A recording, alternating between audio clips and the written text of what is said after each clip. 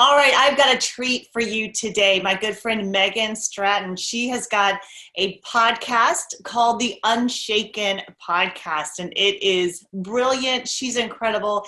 She is such a godly woman. And the thing I love about Megan is she has so much love for life, and she has a love for other moms, and she wants to see them live in that abundance. So you're in for a treat today. And my hope is after you listen to this, you're going to feel completely unshakable.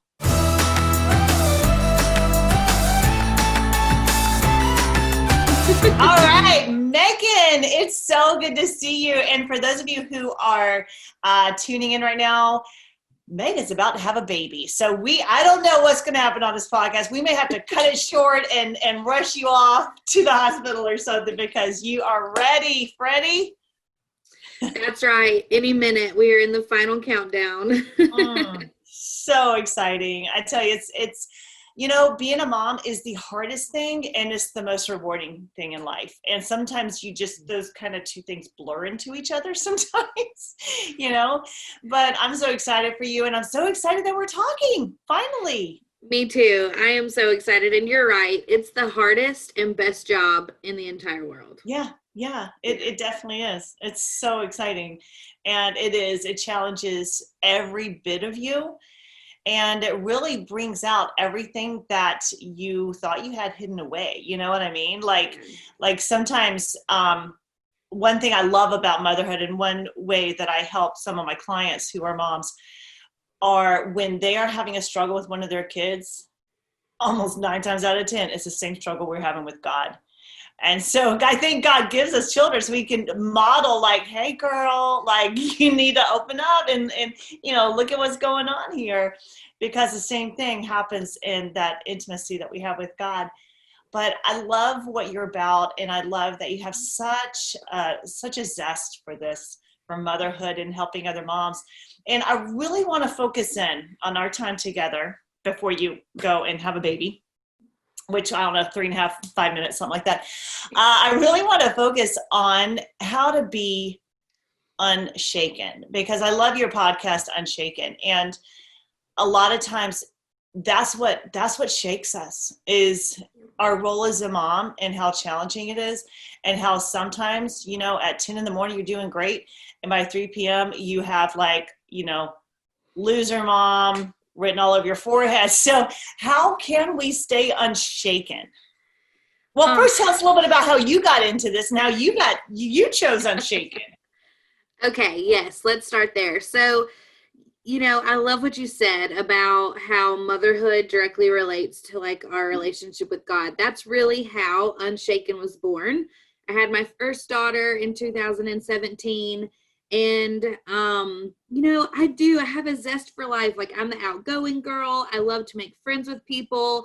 I will talk to a wall, even if it does not talk back to me. That's just my personality. And after I had, my first daughter, I had such a terrible, wicked time with postpartum depression that I just remember thinking, sitting up at night, trying to nurse, head on a hard headboard, just so lost and upset and fearful and anxious and worrisome.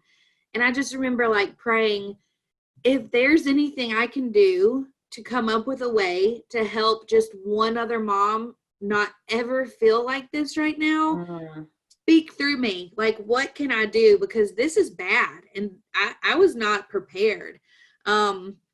And so really I started talking to one of my friends and said, hey, I'm walking through this. I didn't expect to walk through this. What can we do? What's the best way to reach this audience? How can we fuse faith and business and lifestyle and motherhood? And we started a podcast. So, Unshaken to me is that word just is what I try to do every day, be unshaken in my faith, in my motherhood, in my business, in my corporate career, as a wife. There's so many things that are thrown at us, but if we can just remember, be unshaken in your faith, be grounded, put yourself into that, you're gonna be better off. And so that's really where the title and the idea and And really the whole process for Unshaken came about was through motherhood and faith. Yeah. Yeah. I think about it, that house that's built on the sand. Yeah. Like, that's going to wash away. And there are so many things in our life as moms, and, add to that people who are building careers, people who are managing other things, volunteering, all the things we do, Megan.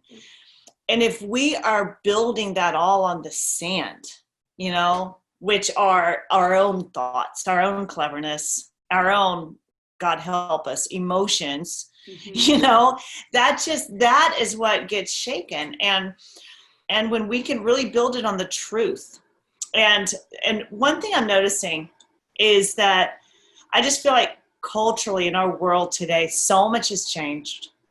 So much has been shaken, right? Like new norms, new modes of operation, businesses from home, like all of these things, all of these shifts that we had to make, and really didn't have any choice about it.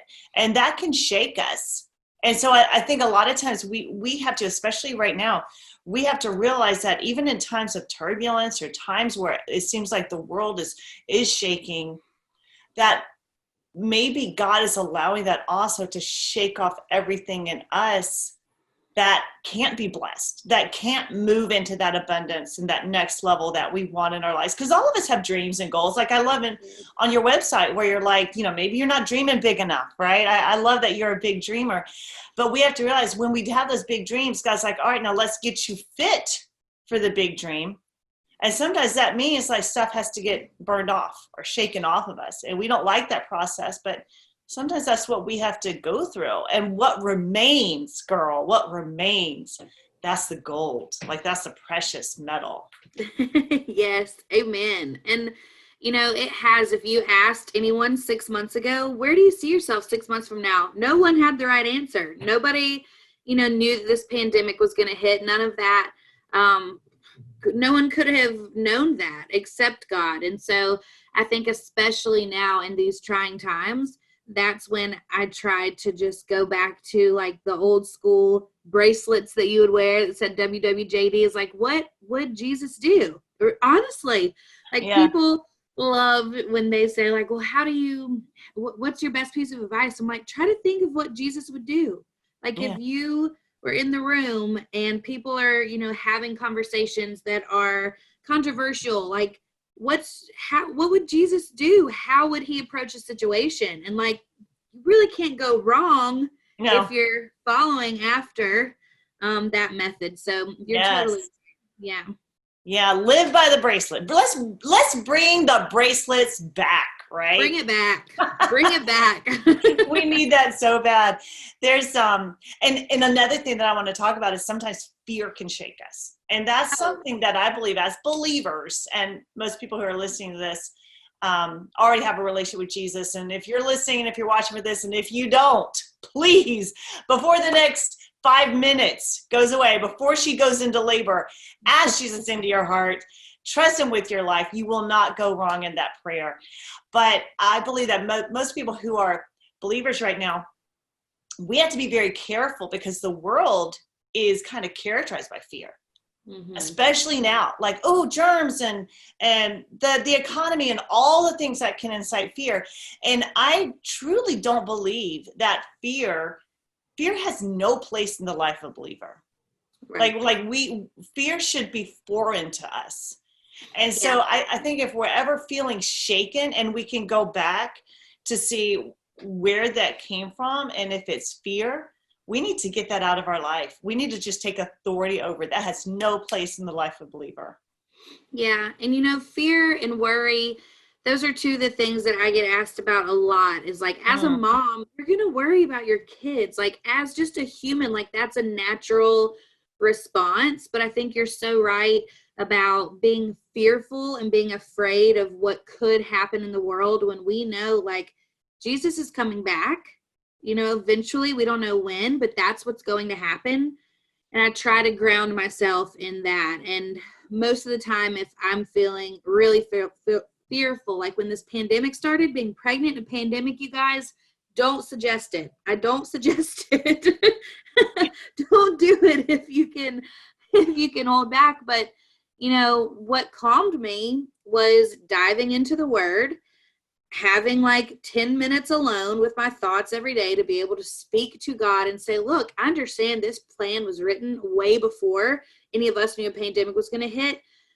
Show me through the Word, like, how can I get rid of these anxieties? And you're right. I mean, fear is just one of those things that will totally eat you alive. But thank goodness that we have a guide and a manual to go to that says, hey, there's no place for this here, and I have your back.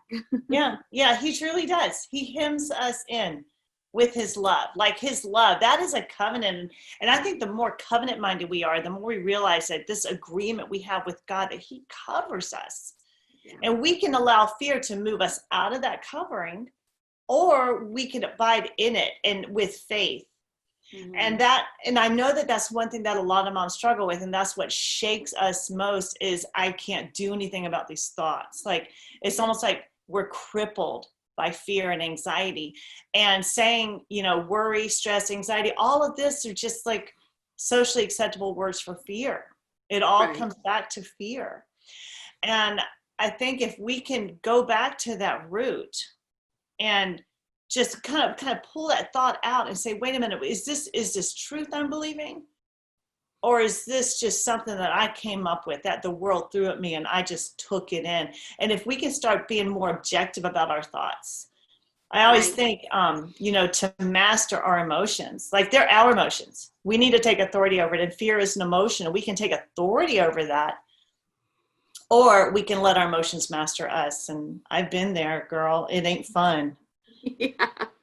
Yeah. And it's like, it goes back to, I've heard people say, well, if you believe in God, why do you ride a motorcycle with a helmet? Or if you believe in, God, why not just, live on the edge? And I'm like, it's not about feeling like you're invincible.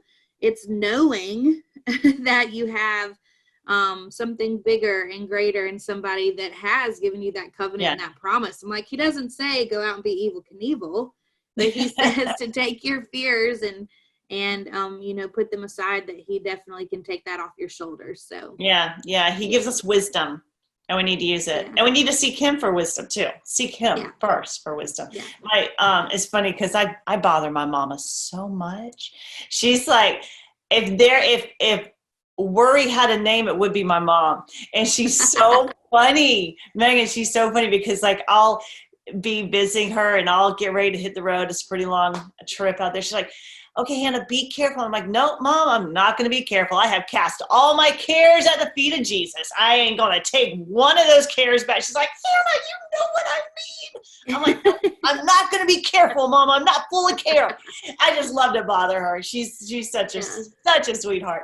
But that's true. Like, we will unconsciously take on the cares until we're carrying this load that we were never meant to carry. Yeah. And we know what it feels like. Like, have you ever carried luggage or it's like, holy crap, my body was not made to carry the suitcase or carry this backpack. Like, something's going to break, or you're trying to like lug it up the stairs. Like, my body's not meant for this. Sometimes we'll take on things that our lives are not meant for. And Jesus is there like, all right, you have fun with that. Like, when you're ready, I'll take it. And we need to realize that maybe we're not designed for this. And that's why it feels so wrong, so out of place, the fear in our life. And we need to take it and just lay it down and not go pick it back up. Yeah, absolutely. It's not meant for us to have in the first place. So. Yeah, it didn't have my name on it. Why did I pick that up? I don't want it. Yes. It's funny because when you do live that life that's dictated by fear, you are so shakeable. So shakeable. But how do you get to that place where, like, because fear can creep in, things can shake us. We can look at the news for 2.5 minutes and decide that's it, the world's going to hell. I can't do anything about it. Life is over. So many things that we can look at. How can we be in the world, but not of the world? How can we live on shaky territory, but not be shaken? Gosh, that's such a good question. For me, it really does. My life correlates around, I can tell when I'm either not spending enough time talking to God, or not spending enough time in the Word, not surrounding myself with people that are going to say, hey, Megan, maybe you should try this, because I start to feel those fears. Mm. And I start to feel those everyday anxieties of, am I enough? And can I handle this new baby? And what's going to happen with the pandemic? And there's just so many things, I mean, especially right now, that can creep in. And it always goes back to, I haven't been as invested in my faith life as I normally am. It's a direct correlation, right? So when I start to feel those shaken feelings, or I'm scared, or I can't sleep, you're staying up at night and you're anxious, it's that quiet time with God. And so many people say, well, how do you know if it's him speaking or if it's you speaking? And I'm like, you've got to find that quiet space where you can listen to his nudges. Like, those things that are laid on your heart are laid on your heart for a reason. I didn't start a podcast to help other women, a faith-based show, because I just had a brilliant idea. It was laid on my heart, those type of things. And so I think it directly just correlates back to, what are you surrounding yourself with? What are you fueling your spirit with? And if it is the news, or it's, the people around you, or even your own thoughts, then that is my cue of, it's time to get back into a routine with Jesus. Yeah. As moms, we have all these routines and all these schedules, and we're going to do the dishes, we're going to meal plan, we're going to do this, we're going to do this. But are we actually like scheduling time and putting aside time for our faith? If we're not, that's the number one thing. Like, what are you doing? The chicken will wait. Like, the dinner will wait. Get you some time with your Bible and some quiet time that you can sit down in your faith, because everything else can wait. Everything can wait. Now, what does that look like? I'm going to pry some, okay? Please do. So what does that look like for you? So I'm just thinking, there's a mom listening or watching, and they're like, you know what, Megan, you're right. I have let fear creep in. I've let anxiety creep in. I've been shakeable. And it's all because I've been too busy to spend time with God. What does that look like? What would be the first thing to do? Like, someone's like, how do I schedule time? And what does that look like? Yeah. So my time's a little bit different right now, being pregnant and having a young toddler. But, there's moments, like mine just happens to be when I'm in the shower, because I'm alone. And that's when I have time to think. Or in the morning, I'm a big morning person. I like to wake up early so that I don't miss out on time with my family. But I also that's kind of when I feel the most calm before the storm. And it sets the tone for my day. So we are busy and we have a ton going on, but think about the little pockets of time that you fill with other things. Like when you're in the car and you're listening to the radio, is that a time that you could turn it off and you could just talk out loud to God? Absolutely.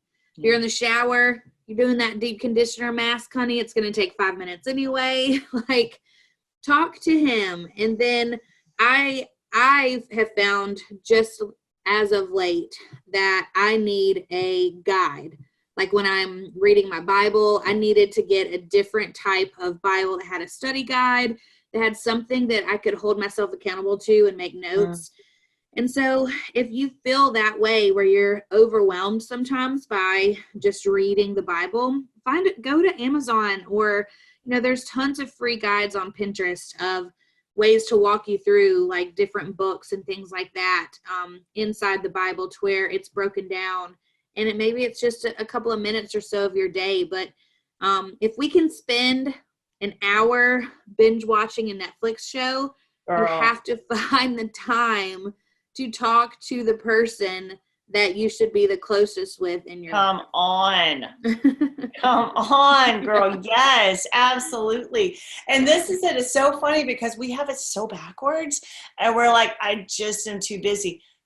Okay, so do you want your life to be more simple? Do you want it to be more calm? Do you want it to be more productive? Then that's where we start. We have to start in the Word with that relationship with God.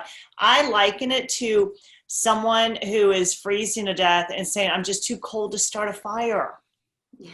It's like, you know what? Let's start that fire. Let's get that time with God. Well, before we wrap up, and I just want you to share, like, there is a mom who is, I'm ready to be unshakable. I want that kind of life. I want that relationship. What would you tell her right now? Oof. And I wish that I could go back and tell myself this, What would you tell years ago. yourself? What Yeah. would you tell yourself?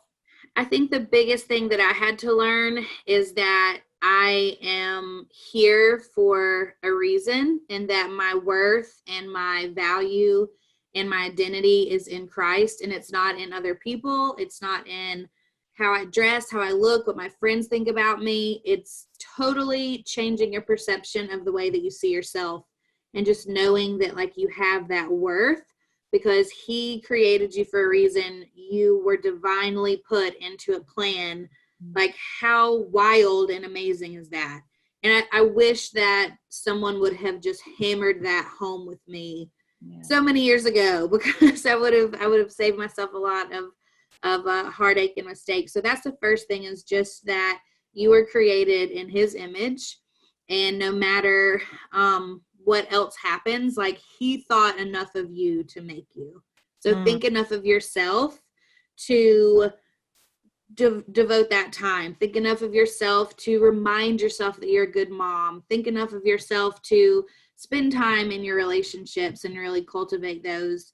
And it just goes back. I know that we're going to laugh, but every day that I wake up, I really, really try to think about, what would Jesus do? How would this situation be handled? How can people see him through me? Like, that's one of my biggest things, is I want people to see him through me.